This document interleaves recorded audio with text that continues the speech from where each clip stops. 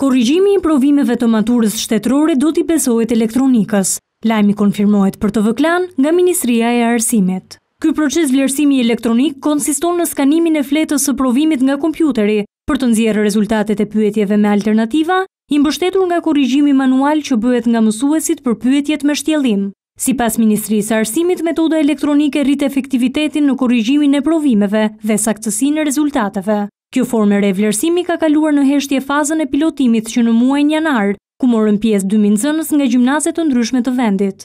Ata ju nënshtruan provimeve të detyrueshme dhe me zgjedhje për të konkluduar mbi qartësinë e pyetjeve, kozjatjen e provimit dhe aplikimin e metodës vlerësuese. Për herë të parë, vlerësimi elektronik në maturën shtetërore u aplikua në vitin 2006 vetëm për provimet me zgjedhje. Kjo mënyrë nuk u zbatua më për shkak të ndryshimeve që ndodhen në përmbajtjen e pyetjeve, të cilat veç alternativave që kërkojnë përgjigje me po ose jo, u shtuan pyetjet me shtjellim. Ky ndryshim ndikoi në mënyrën e vlerësimit duke ju rikthyer vetëm vlerësimit manual. Aktualisht, specialistë nga Ministria e Arsimit, mësues dhe nxënës janë në fazë konsultimi për këtë projekt. Pritet që së shpejti të dilet me një vendim përfundimtar.